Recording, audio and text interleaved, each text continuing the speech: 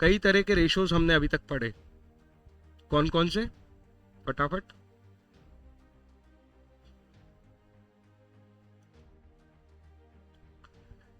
Liquidity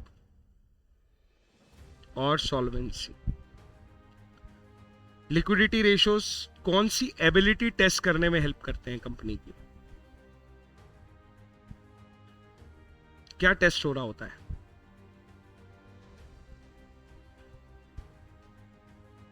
ability to पे short term debt. Short term debt को हम टेक्निकल किस नाम से बुलाते थे? टेक्निकल नाम क्या है इसका? बैलेंस शीट में नाम क्या है इसका? इसीलिए ये दोनों रेशोज करंट लायबिलिटी के पेमेंट को चेक करने के लिए होते हैं। मैंने तुम्हें फॉर्मूले से नहीं सिखाया है, मैंने तुम्हें सब चीज कंसेप्ट से सिखाई है। सीएल के कंपैरिजन में सीए, सीएल के कंपैरिजन में क्यूए। नाम बोलो।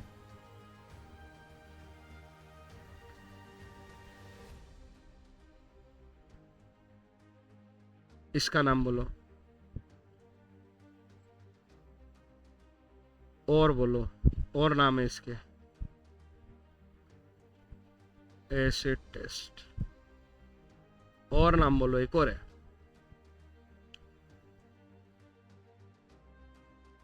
देखा, अटक गए ना।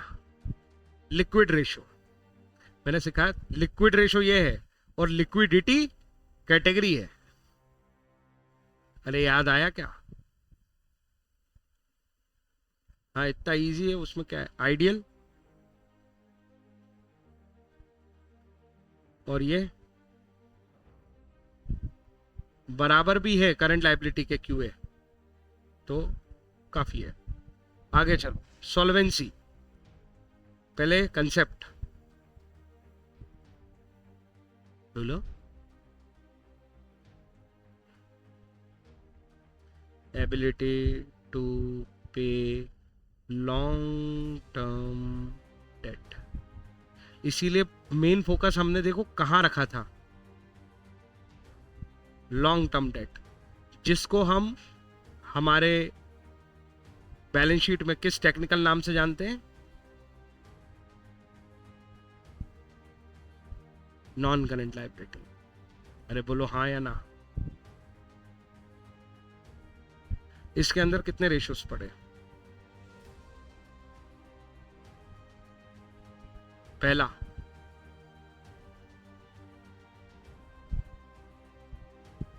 जैसा नाम वैसा रेशो, डेट अपॉन इक्विटी। दूसरा,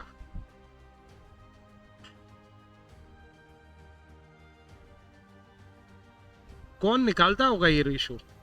किन लोगों के काम के हैं ये रेशो? लैंडर्स के काम के। और टोटल असेट टू डेट में उसे क्या पता चल जाता है?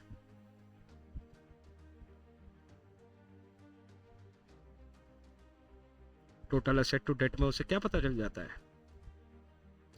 डेट के कंपैरिजन में कितनी गुना, कितने टाइम्स है कंपनी के पास टोटल असेट, तो कंपनी की फाइनेंशियल पोजीशन या एबिलिटी पता चल जाती है कि वो हमारे डेट चुका पाएगा या नहीं। तीसरा,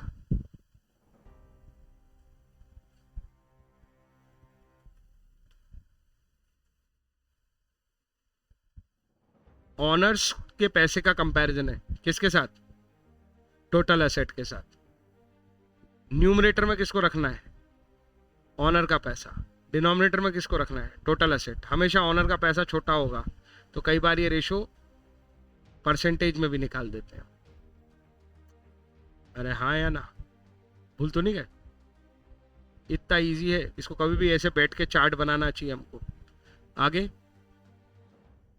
भूल गए? हाँ,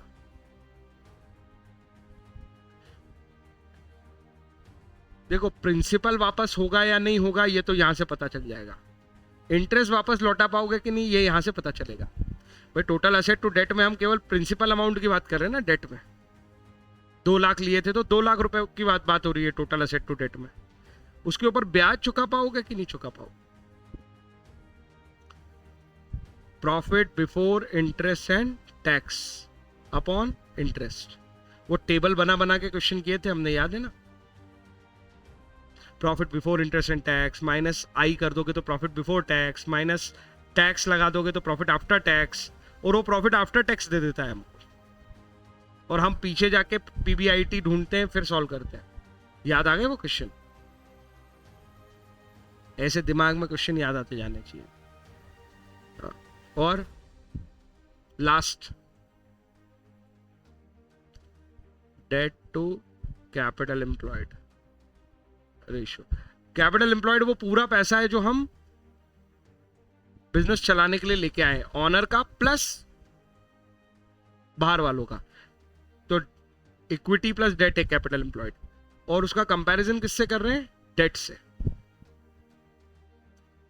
कि उसमें बाहर वालों का पोर्शन कितना है। तो टोटल अगर हम 100 रुपए लेके आए हैं तो उधारी के कितने हैं, डेट कितनी है?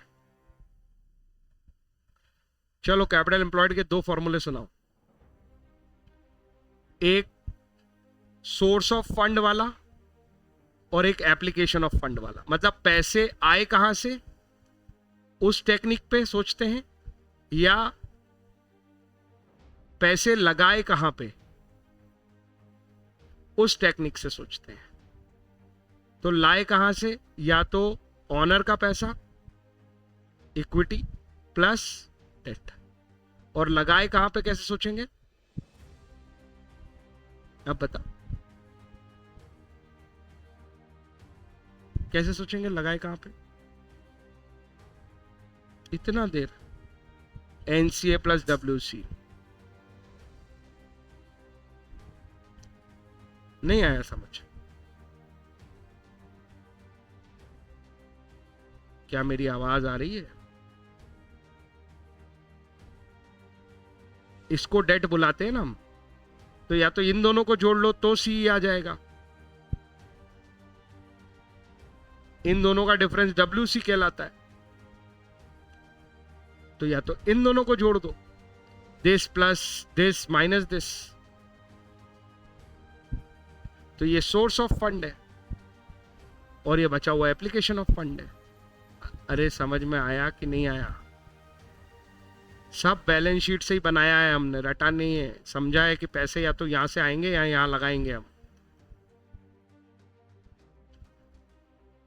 मैं अभी सारे फॉर्मूले ओपन करवा सकता हूं, तुम बोलने लगोगे, पर अभी वो टाइम नहीं है, टाइम वेस्ट हो जाएगा। मेरे को आगे बढ़ना है।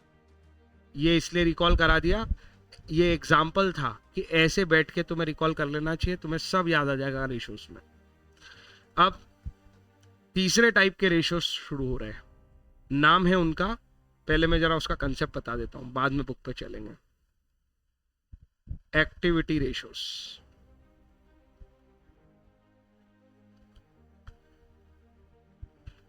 ये कंपनी की परफॉर्मेंस मेजर करते हैं।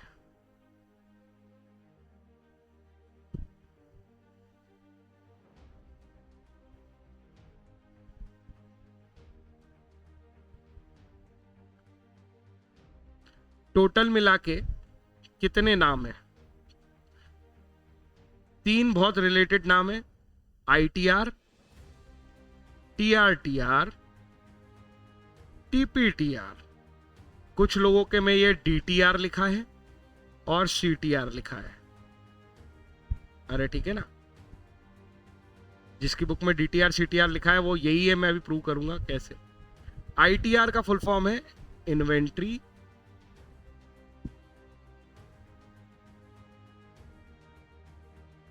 Turnover ratio. ये टीआर तो सारे टर्नओवर रेशियो हो गए, तो इस टीआर का मतलब क्या है? Trade receivable. जिसके बुक में ये डीटीआर है, वो टीआर तो टर्नओवर ही है, डी का मतलब हो गया डेटा टर्नओवर रेशियो। अरे मेरी बात समझ में आई कि नहीं आई? ट्रेड पेबल, मैं ये बता रहा हूं कितना दिखने में शुरू में ऐसे लगते हैं बहुत सारा बड़े बड़े नाम है, कैसे याद रहेंगे, सब इजी लगता है बाद में। ट्रेड पेबल और बाकी वही टर्नओवर रेशियो, और जिसकी बुक में सी लिखा है वो क्रेडिटर लिखा है। ज्यादा बेटर क्या है? टीआर, ट्रेड पे रिसीवेबल वर्ड यूज करना।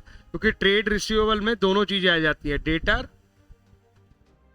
प्लस बिल रिसीवेबल, पेपर वाले राइट भी और पर्सन के अगेंस्ट जो राइट है वो भी, और ऑब्लिगेशन भी ऐसे ही आ जाती है, क्रेडिटर पर्सन वाली और बिल पेबल पेपर वाली। एक्चुअल में जिन क्रेडिटर के ऊपर भरोसा नहीं होता उससे हम लिखवा के ले लेते हैं एक पेपर, यही तो है बिल पेबल। बोलो क्या मेरी बात समझ में आई? नाम समझ में आया कि नहीं? अभी इसके अंदर ये टर्नओवर वर्ड ही कीवर्ड है, बाकी तो सब ठीक है, समझ में आ रहा है, इन्वेंट्री है ना, ट्रेड पेबल है। सबसे इंपॉर्टेंट वर्ड तो सर ये टर्नओवर है। ये टर्नओवर का क्या मतलब है? ये टर्नओवर ही परफॉर्मेंस है। क्या बोला मैंने? जो टर्नओवर है वही परफॉर्मेंस है। अभी मैं प्रूव करूंगा कैसे। पहले और कितने रेशोज हैं इसमें तुम्हारी बुक में? क्या तुम्हारी बुक में फिक्स असेट टर्नओवर या टोटल असेट टर्नओवर रेशो है या असेट टर्नओवर रेशो है? क्या नाम है? Work fix asset, total asset या असेट टर्नओवर रेशो? ढूंढो अपनी बुक में क्या नाम है। अरे स्टॉक टर्नओवर रेशो तो यही है, इन्वेंट्री को स्टॉक बोलते हैं।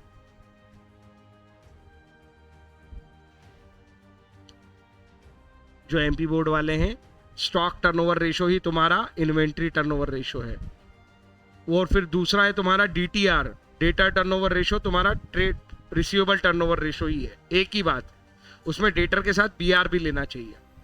फिर टीपीटीआर, क्रेडिटर और बिल पेबल, ये तीन तो शुरुआत के हो गए ना लवीना?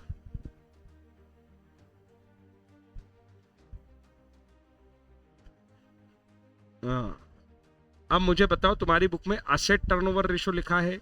सब बताएंगे, सब अपनी अपनी किताब देखो भैया। असेट टर्नओवर रेशो लिखा है, टोटल असेट टर्नओवर रेशो लिखा है, फिक्स असेट टर्नओवर रेशो लिखा है, कौन सा लिखा है इनमें से?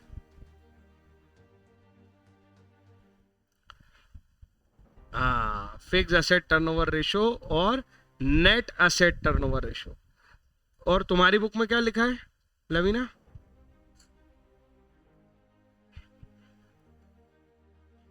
और बढ़िया सुनो, कैपिटल टर्नओवर रेशो। और कौन से लिखे हैं? एक वर्किंग कैपिटल टर्नओवर रेशो होगा, कैपिटल नहीं होगा, वर्किंग कैपिटल होगा ये। अच्छा, सिर्फ कैपिटल लिखा है? हाँ, चलो तुम्हारा वाला देखते हैं, ये कौन सी नई कहानी लाए हैं। Capital turnover ratio. और किसकी बुक में क्या लिखा है वो भी बता दो बस। ठीक, मैं कह रहा हूं सब में टर्नओवर वर्ड आ रहा है ना, मेरा फोकस तो केवल अभी टर्नओवर वर्ड पे है, बाकी सब अपने आप हैंडल हो जाएगा।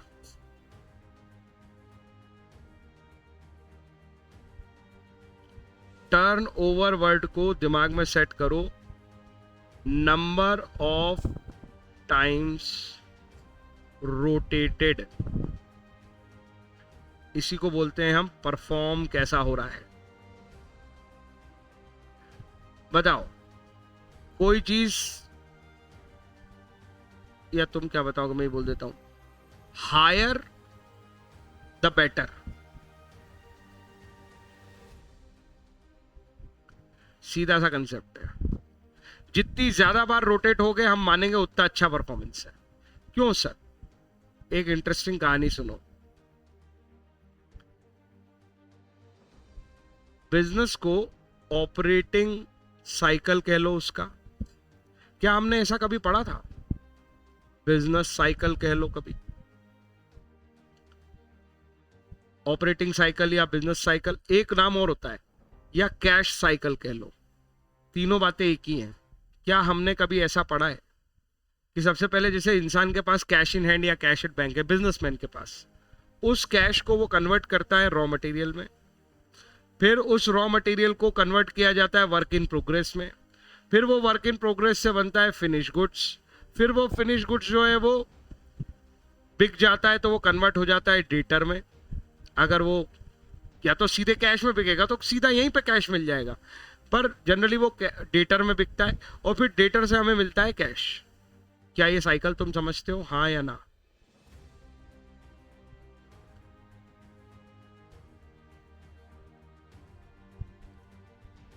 सपोज तुम्हारे हाथ में कैश था, रॉ मटेरियल खरीदने और रॉ मटेरियल से वर्क इन प्रोग्रेस में 10 दिन यहां लग गए तुम्हें, फिर 20 दिन तक वो पड़ा रहा वर्किंग प्रोग्रेस में, फिर वो 30 दिन पड़ा रहा फिनिश गुड्स के लिए, 60 दिन हो गए, 30 दिन यहां पड़ा रहा वो डेटर के पास, 90 दिन, 90 डेज की साइकिल चल रही है। मैंने गिन के बता दिया तुम्हें, सब एग्जाम्पल के लिए समझा रहा हूं। तुम्हारी 90 दिन की साइकिल है, मतलब क्या है इसका, तुम्हारी ऑपरेटिंग साइकिल, बिजनेस साइकिल या कैश साइकिल 90 डेज की है। इस बात का मतलब यह है कि तुम्हें 90 दिन लगते हैं पैसा जेब से जाने और वापस आने में। बोलो हाँ या ना?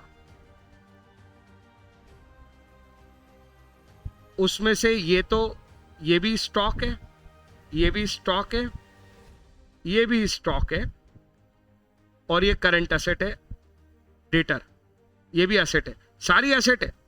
अरे स्टॉक है तो एसेट है ना। मतलब तुम्हारी एसेट जब बनती है तभी तो तुम एचसी एंट्री करते थे, एसेट अकाउंट डेबिट, जिसे purchase account debit to cash. Purchase expense था पर बनता तो उससे स्टॉक था। सेल करते थे तो डेटर को डेबिट करते थे। याद आ रहा है? एक्चुअल में हम अपने पैसे को उलझा देते हैं 90 दिन के लिए जब बिजनेस करने की कोशिश करते हैं। तो करंट एसेट में पैसा उलझता है। करंट एसेट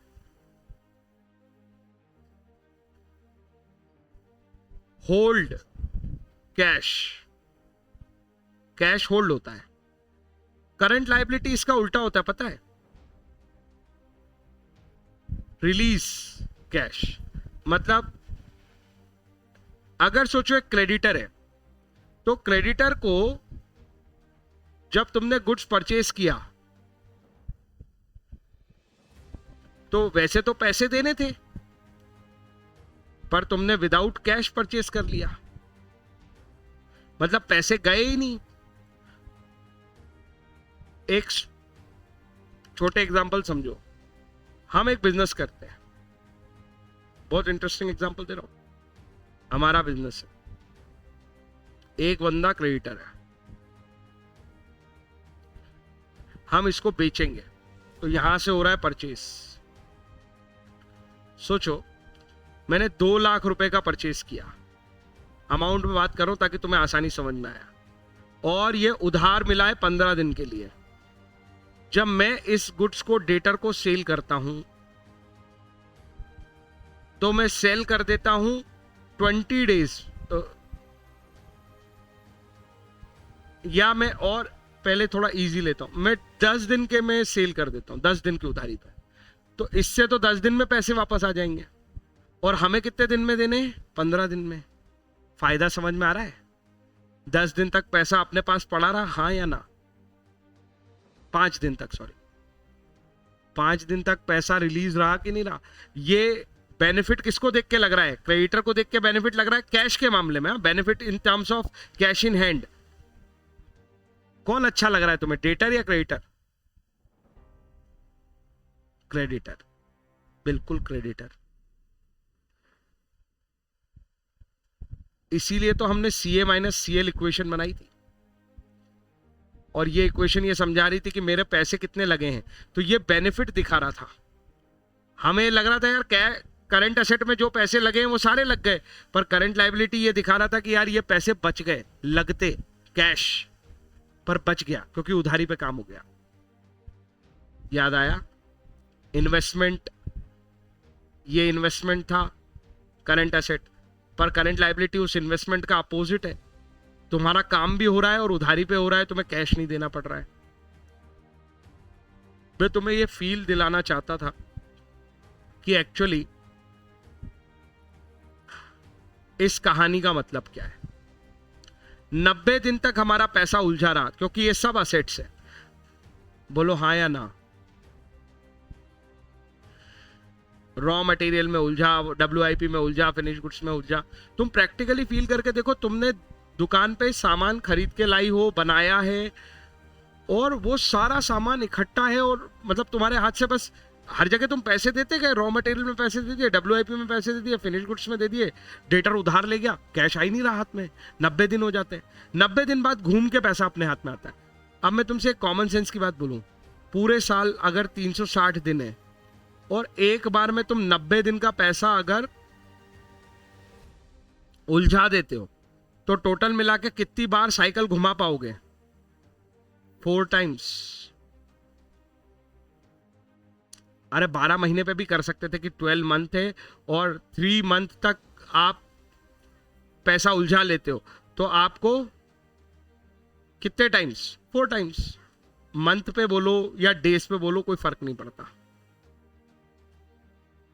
एक और बिजनेसमैन है, बताना हाँ मुझे, जो इसी साइकिल को 60 दिन में कंप्लीट कर देता है। सेम तुम्हारा कॉम्पिटिटर है, जो बिजनेस तुम करते हो वही बिजनेस वो करता है। तुम 90 दिन में अपना कैश घुमा के हाथ में ला पाते हो, वो 60 दिन में घुमा के कैश ले आता है। पता है उसकी साइकिल कितनी बार घूमेगी 12 महीने में? यस, वो 6 बार घुमा देगा। तो अगर मैं कह रहा हूं कि एक पर्सन है जिसकी बिजनेस साइकिल 4 टाइम्स घूम रही है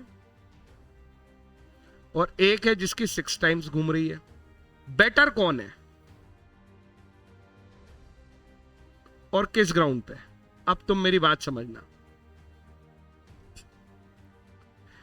दोनों बिजनेसमैन अगर चाहते हैं कि वो 12 लाख रुपए का इन्वेस्टमेंट करें पर एनम, अरे बिजनेस में 12 लाख रुपए लगाना चाहते हैं वो पर एनम, ये दोनों का इन्वेस्टमेंट है असेट में।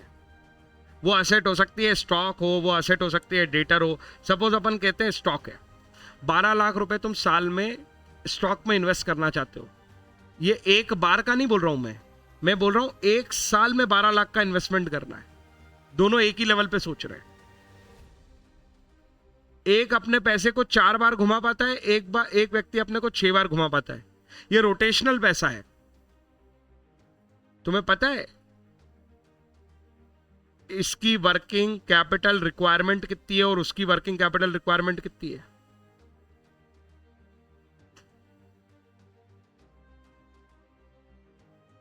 इस बंदे की वर्किंग कैपिटल रिक्वायरमेंट है 12 लाख डिवाइडेड बाय 4, 3 लाख। इस बंदे की वर्किंग कैपिटल रिक्वायरमेंट है 12 लाख डिवाइडेड बाय 6, 2 लाख।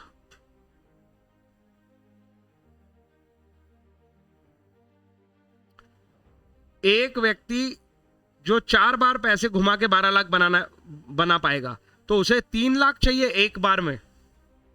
हर बार 3 लाख का स्टॉक खरीदेगा? तुम समझ रहे हो? 4 बार उसके पैसे घूमने वाले, तो 3 लाख एक बार, फिर आ गए वापस, फिर से 3 लाख लगाए, फिर आ गए वापस, फिर से 3 लाख लगाए, ऐसे करके उसने 4 बार में 12 लाख बना दिए। तो उसे बैंक से पूरे साल के लिए केवल 3 लाख उधार लेने। तुम्हें मेरी बात समझ में आई या नहीं आई? बिजनेसमैन ऐसे ही तो काम करता है। तो बैंक से कितनी उधारी लाएगा? केवल 3 लाख की। दूसरा बंदा तो 6 बार घुमा देता है सर, उसे तो केवल कितने लाने पड़ेंगे? 2 लाख की उधारी लानी पड़ेगी। तो बताओ ज्यादा अच्छा परफॉर्मर कौन है, जो 3 लाख एक बार में इन्वेस्ट करके 4 बार घुमा पाता है, या जो सिर्फ 2 लाख की उधारी लाया है बैंक से? किसको कम ब्याज लगेगा? ऑब्वियसली 2 लाख वाले। अरे यार 10% ब्याज देना है दोनों को अगर साल का, तो इसको 30,000 देना पड़ेगा, इसको 20,000 देना पड़ेगा।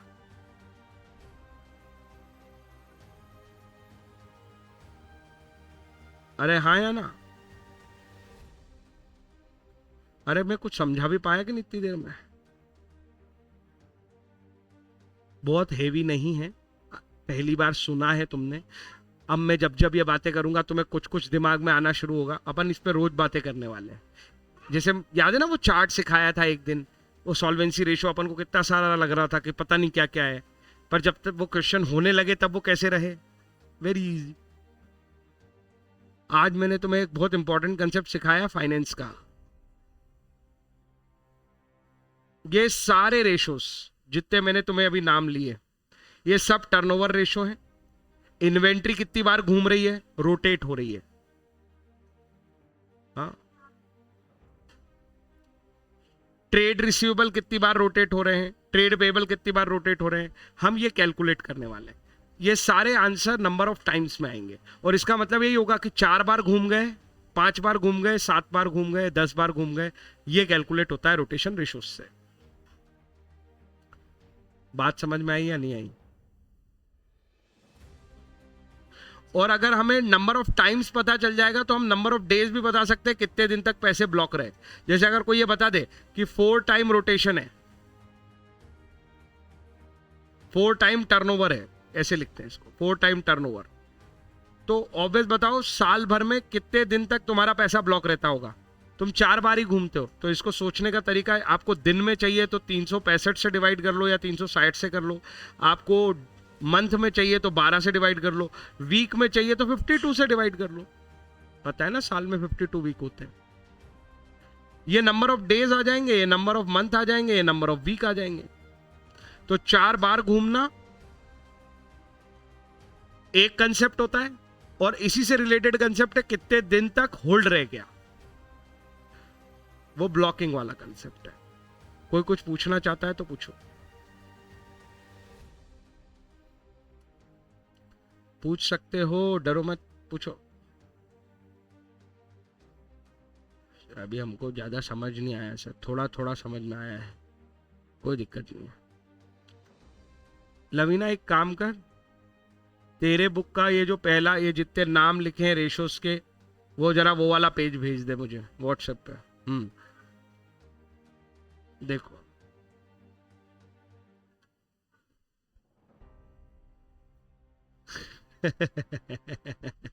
तो तेरा ऑथर थोड़ा सा पागल है, मैंने बताया ना, वो मिसप्रिंट है, ठीक है। वहां पे भी लिख ले वर्किंग कैपिटल टर्नओवर रेशो, और ये भी सही नाम कौन से मैंने तेरे को वहां पे और करके लिख ले, ट्रेड पेबल टर्नओवर रेशो, और इसको लिख ले ट्रेड रिसीवेबल। हाँ ठीक है, आगे चलो।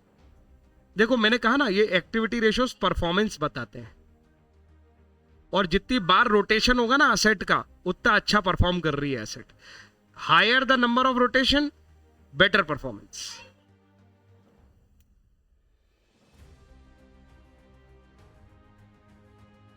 अब मैं तुम्हें एक कंसेप्चुअल और इजी सी बात याद रखने की बता देता हूं। देखो, इन 6 या 7 जितने भी नाम लिखे हैं, जब भी टर्नओवर टर्म आए तो उस टर्नओवर का मतलब होगा सेल्स को बेस बना लो, वो रोटेशन सेल्स पे होगा।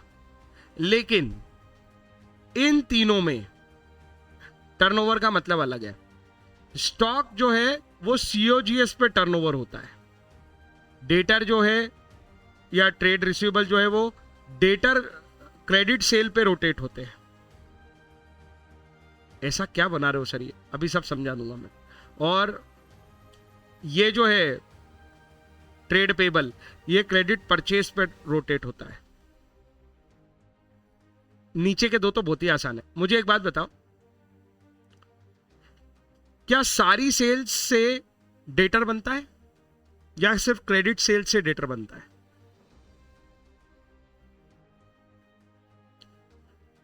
तो यहां पे टर्नओवर हो के, जैसे मैंने अभी 12 लाख बनाने के लिए बोला था कि आप अपने पैसे 3-3 लाख घुमा के 12 लाख बनाओगे, तो मैं कह रहा हूं कि हर बार के डेटर घुमाओगे तो ओवरऑल क्रेडिट सेल बनेगा कि टोटल सेल बन जाएगा? अगर सिर्फ डेटर साइकिल में घुमाएंगे तो उससे क्रेडिट सेल साल की पता चलेगी या टोटल सेल पता चल जाएगी? बस यही रीजन है कि हम इसको क्रेडिट सेल पे काउंट करते हैं। ऐसे ही सेम लॉजिक क्रेडिट परचेस का है कि आप क्रेडिटर का रोटेशन ढूंढ रहे हो या बिल पेबल का रोटेशन ढूंढ रहे हो, तो वो जब हम साइकिल घुमा देंगे पूरी 12 महीने तक, तो हमें क्रेडिट परचेस पता चलेगी साल की। तो ईयर की क्रेडिट परचेस के बेसिस पे रोटेशन होगा, ये ईयर की क्रेडिट सेल पे रोटेशन होगा, और ये ईयर के सीओजीएस पे रोटेशन होगा। सर ये सीओजीएस कहां से आ गया? पिछले साल पढ़ा था ना COGS, opening stock plus purchase plus, याद आ रहा है कि गया? Opening plus purchase plus direct expense minus closing. तुम्हें पता है स्टॉक में प्रॉफिट एलिमेंट हो सकता है क्या? स्टॉक वो है जो बिका ही नहीं, तो क्या उस पर प्रॉफिट मिलेगा? अरे यार मेरी बात समझ नहीं आई। मैं पूछ रहा हूं तुम्हारे पास जो क्लोजिंग स्टॉक है, इसको सेल प्राइस पे लेना चाहिए क्या, या कॉस्ट पे लेना चाहिए?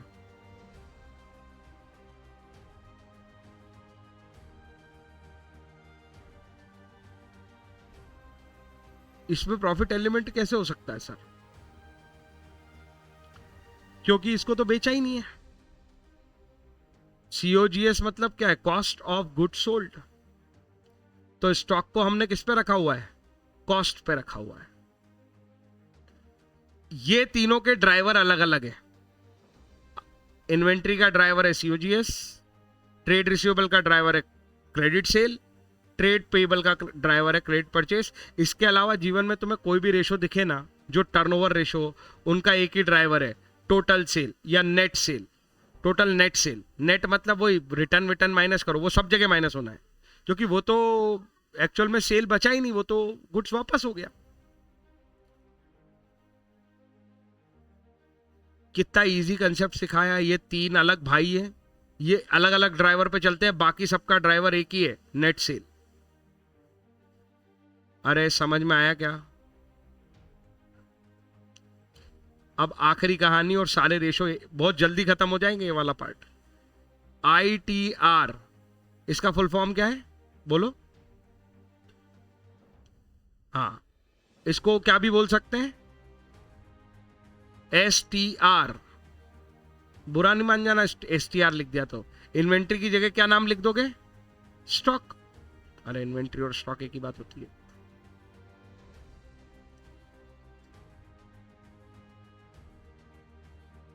हम क्या निकालना चाहते हैं? कितनी बार साइकिल बनेगी। तो हम कहेंगे जितना एवरेज स्टॉक आपके पास रहता है, देखो क्योंकि स्टॉक तो चेंज होता रहता है ना, ओपनिंग पे अलग, क्लोजिंग पे अलग। तो हम कह रहे हैं जितना एवरेज स्टॉक आपके पास रहता है, सपोज आपके पास ऑन एन एवरेज साल भर 1 लाख का स्टॉक पड़ा रहता है, और आपने टोटल मिला के सीओजीएस कितनी बना दी?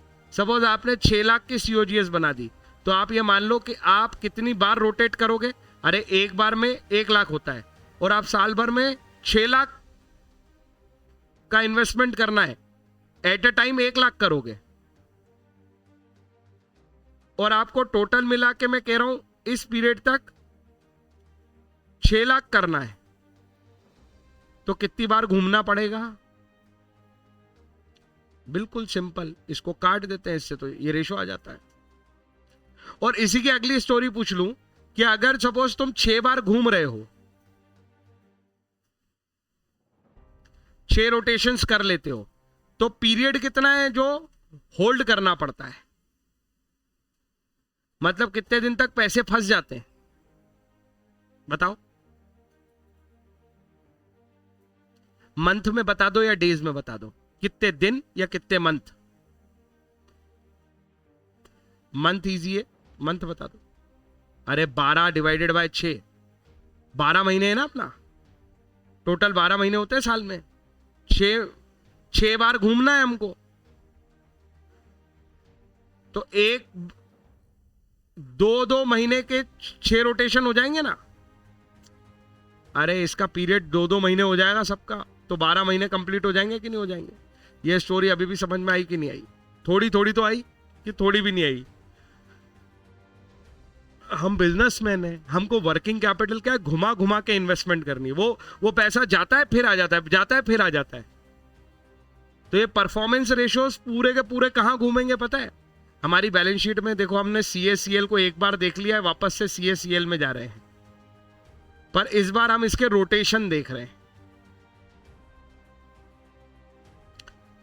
फिर से वर्किंग कैपिटल की ही एनालिसिस है हमारी। कोई डाउट?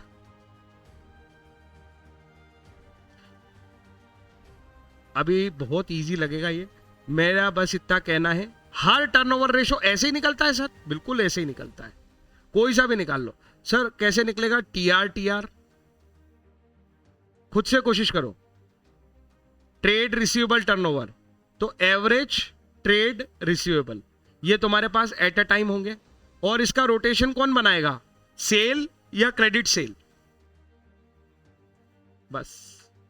और इसका मतलब सोचो कि अगर मेरे पास एक बार में 2 लाख रुपए होल्ड है एवरेज, और मेरी साल की टोटल सेल हुई है 24 लाख, तो मैंने कितनी बार घुमा दिया होगा ये 2 लाख?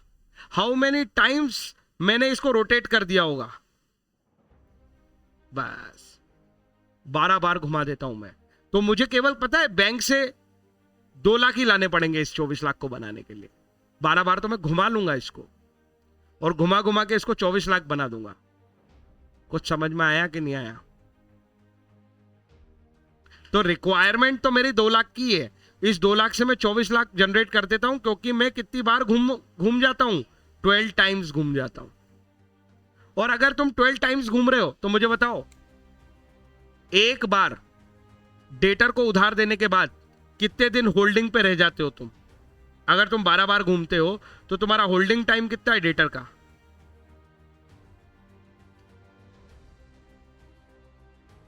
12 बार घूमते हो 12 महीने में, होल्डिंग टाइम है 1 महीना। अब इमेजिन करके देखो, ज्यादा दिमाग लगाने की जरूरत नहीं है, कॉमन सेंस लगाओ जरा। 1 महीने हम आज उधार देते हैं, 1 महीने बाद पैसा आ जाता है, कितने आ जाते हैं? 2 लाख आ जाते हैं सर। फिर उधार देते हैं 2 लाख का, फिर 2 लाख आ जाते हैं सर। तो हर महीने 2 लाख की उधारी देते हैं और 2 लाख आ जाते हैं। हेलो, नहीं आया समझ? हर महीने 2-2 लाख आएंगे तो 12 महीने में 2 लाख करके 24 लाख इकट्ठे हो जाएंगे ना। हमारा होल्डिंग टाइम 1 महीना है।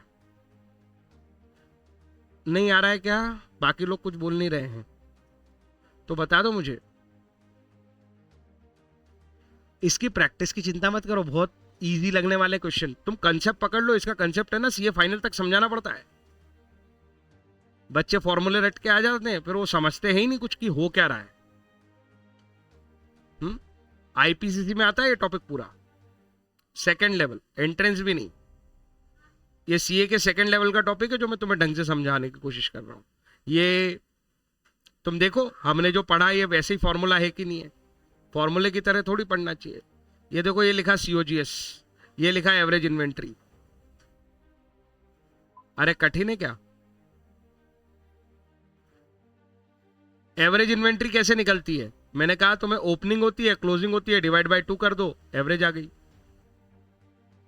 अरे हाँ या ना? सीओजीएस के 2 फॉर्मूले तुमने बचपन से पढ़े हैं। सर एक ही पढ़ा है हमने, 2 नहीं पढ़े। नहीं 2 पढ़े हैं, दूसरा मैं दिखा दूंगा, तुम एक बता दो जो तुम्हें लगता है कि तुमने पढ़ा है। और वो फॉर्मूला नहीं है, वो भी कितने यूनिट गुड सोल्ड हुआ उसकी कीमत निकाली थी अपन ने, भूल गए हो क्या? Opening stock plus purchase plus direct expense minus closing stock. मैंने ये प्रूव कर करके दिखाया था तुम्हें 11th में, याद है? यूनिट ले लेके हम उसकी कॉस्ट निकाल रहे हैं जो गुड्स बिका है। सर एक तो ये याद आ गया, हमें दूसरा याद नहीं आ रहा। अरे दूसरा तो ट्रेडिंग अकाउंट ही था तुम्हारा फॉर्मूला, मतलब टोटल सेल माइनस जीपी। याद करो याद करो। सीओजीएस लिख रहा हूं मतलब सब लिख दिया ना मैंने। इसमें से इसको माइनस करूं तो जीपी आता था, मैंने कहा इसमें से इसको माइनस कर दो तो सीओजीएस आ जाएगा।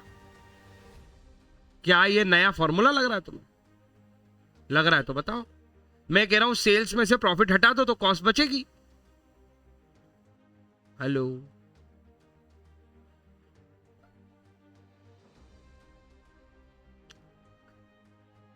सवाल देखो कितने इजी होते हैं। अच्छा ये वर्ड सीख लेना, रेवेन्यू फ्रॉम ऑपरेशन। तुम्हें क्या लगता है इस वर्ड का क्या मतलब होना चाहिए?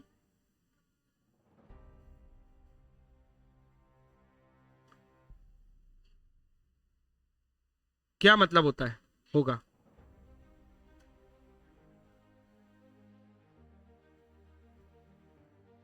इसका मतलब होता है सेल्स।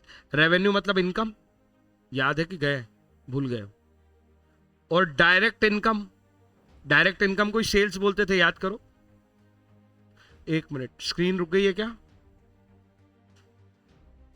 हाँ चल रही है ना तुम्हारी? ओके, मेरे इस पे रुकी है, ठीक है। अरे operation, direct sales, direct income, और डायरेक्ट इनकम को ही हम क्या बोलते थे? सेल्स। याद है? डायरेक्ट और डायरेक्ट इनकम है तभी तो वो ट्रेडिंग में आ रही है, इनडायरेक्ट इनकम होती तो पीएनएल में चली जाती। हाँ या ना?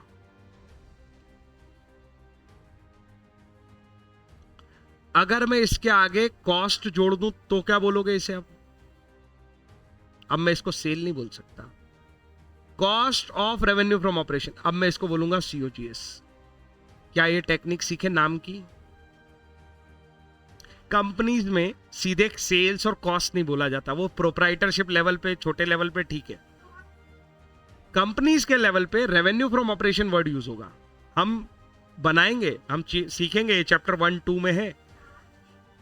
कुछ के स्कूल में तो ये देख लिया होगा तुमने, डायरेक्ट रेवेन्यू फ्रॉम ऑपरेशन, वो पीएनएल अकाउंट बनाया होगा, भूल गए हो क्या? बैलेंस शीट और एसपीएल, एसपीएल के फॉर्मेट में ये नाम यूज होता है, revenue from operation, sales use नहीं होता है। तो सेल का सिनोनिम है। कोई डाउट? बेचारा बुक वाला देखो कितनी हेल्प कर रहा है, टेंशन ले रहा है तुम्हारा कि तुम पहचान नहीं पाओगे कि ये कॉस्ट ऑफ गुड सोल्ड है। अरे कॉस्ट जुड़ गया, revenue from operation, revenue from operation का मतलब सेल होता है, इतना समझ लो। उसके आगे कॉस्ट जुड़ गई तो कॉस्ट ऑफ गुड सोल्ड, इससे ज्यादा की जरूरत नहीं है। इन्वेंट्री ये दे रखी है बिगनिंग और एंड की, बताओ एवरेज कितनी आएगी? एवरेज इन्वेंट्री बताओ, बच्चों जैसी है ये तो। हाँ, दोनों के बीच में 250, तो बताओ आईटीआर कितना आएगा? पता है, इसको ऐसे सोच सोच के करना चाहिए। 2,50,000 एवरेज अपने पास रहता है और अपन 750 बनाने वाले हैं साल में, तो हमको कितनी बार पैसे घुमाने पड़ेंगे? बस ये होता है हमारा परफॉर्मेंस। और जो जितनी ज्यादा बार घुमाएगा वो उतना बेटर परफॉर्मर है, क्योंकि वो उतने कम कैपिटल पे 7.5 लाख बना लेगा। क्या अब मेरी भाषा और इजी समझ में आ रही है कि नहीं आ रही है? हाँ या ना? एक ही व्यक्ति हाँ बोल रहा है, जिसे मैंने अकेले उसको पढ़ाया है, बाकी चुपचाप बैठे हैं।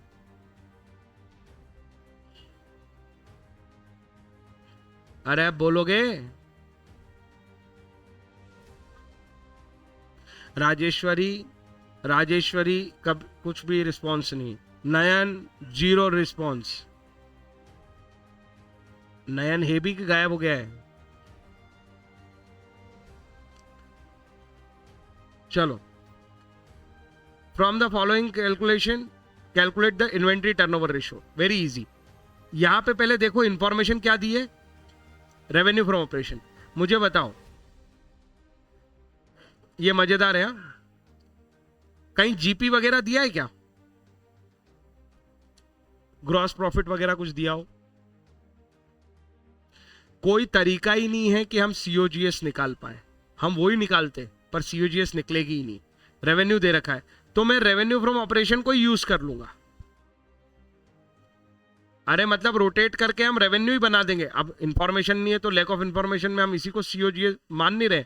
हमने फॉर्मूले में एडजस्टमेंट कर लिया। हम बोलेंगे यार सीओजीएस की जरूरत नहीं है, रेवेन्यू दे रहा है ना, चल रेवेन्यू ही यूज कर लेते हैं। ऐसा मन से नहीं करना है।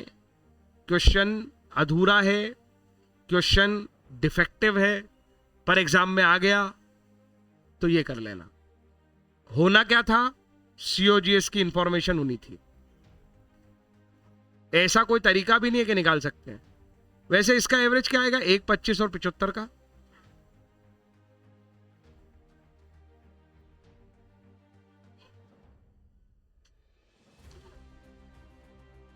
एवरेज तो एवरेज इन्वेंट्री कह लो, एवरेज स्टॉक कह लो, वो तो बहुत इजी है कि वो 1 लाख है।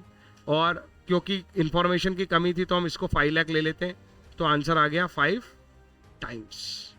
अच्छा, जो मैं ये बोल रहा हूं ये बात देखो नोट्स में लिखी है इसने। in case amount of cost of revenue from operation is not given, but instead amount of revenue from operation is given. Amount of revenue from operation is used for calculating ratio. लेकिन ये आधी बात है, क्या और होना चाहिए? There, okay, ये अच्छे से नहीं दिखेगा. There is no way to determine COGS. केवल ऐसा नहीं कि दी नहीं है सीओजीएस तो हम रेवेन्यू दिए तो रेवेन्यू यूज कर लेंगे. अगर मुझे यहां वो जीपी दे देता, मैं ढूंढ लेता सीओजीएस. क्वेश्चन आएगा ऐसा. इस क्वेश्चन में देखो जरा,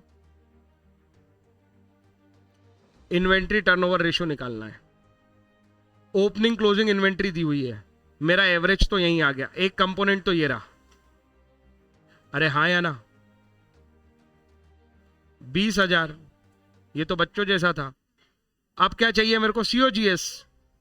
सर देखो रेवेन्यू फ्रॉम ऑपरेशन दिया हुआ है, तो क्या मैं 80,000 यूज कर लूं?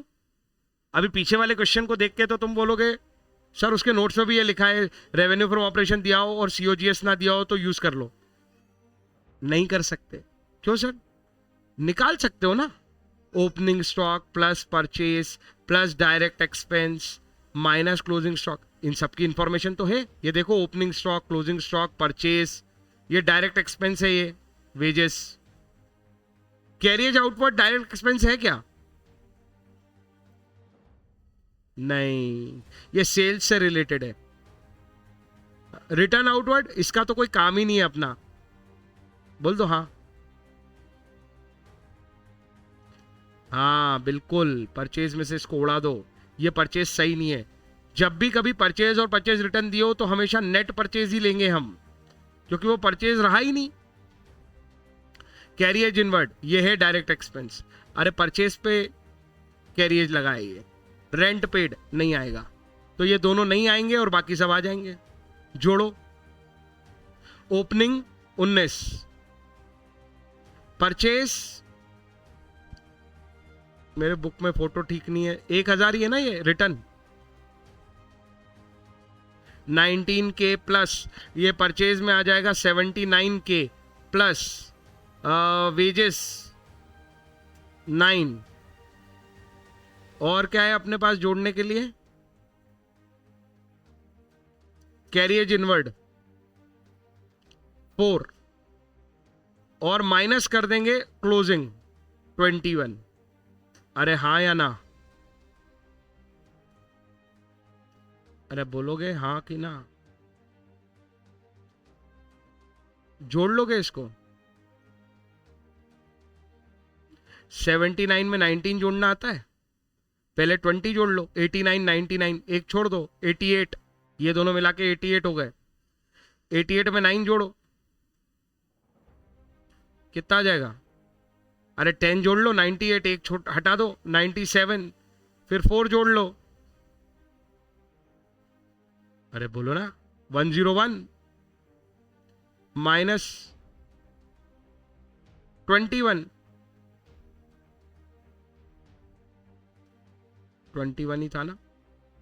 मेरा तो 80 आ गया, इसका तो 90 आ गया. कुछ गलती करी क्या? 89, 99, हाँ सॉरी 88 जोड़ रखा है मैंने. 99, 99 प्लस 9, 108. कुछ गड़बड़ हो रही है क्या? 98, 107, 111, 90 आ गया. तो ये 90 और 20. कुछ पूछना चाहते हो तो बताओ.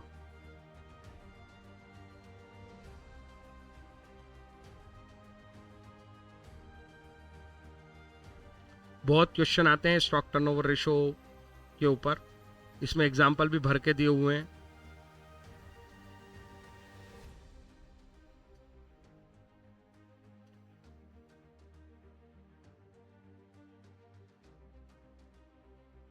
अगला रेशो कहाँ चालू हो रहा है? Trade receivable turnover ratio, page number 4.56, 87 illustration तक। और हम अभी किस पे थे? 76। 10 क्वेश्चन है। हाँ ठीक है, अप्रॉक्स होमवर्क, ज़्यादा टाइम नहीं लगेगा। अगर नहीं आता है तो नहीं आता, छोड़ देना, मैं बताऊंगा। पर इजी है। इसी कंसेप्ट पे आईटीआर का फॉर्मूला तुम्हें फॉर्मूले जैसा नहीं सिखाया है मैंने कहा एवरेज स्टॉक निकालो और रोटेट करके देखो उसको सीओजीएस तक, जितने टाइम्स रोटेट हो रहा है वो इन्वेंट्री टर्नओवर रेशियो बन जाए उतने कर लो, बाकी मैं समझाऊंगा। अरे ठीक है, 2-2 मिनट के क्वेश्चन है, ऐसा कोई बहुत लंबा होमवर्क नहीं दे दिया। बने तो ठीक, ना बने तो मैं समझाने वाला हूँ कल भी, है ना। आज तो पहला दिन था इस रेशो का। जैसे जैसे हम 1 दिन 2 दिन बोलता जाऊंगा, बार बार तुम करते जाओगे, बिल्कुल स्मूथ हो जाएगा जैसे बाकी के पीछे के रेशोज है। ठीक है, बाकी कल मिलते हैं।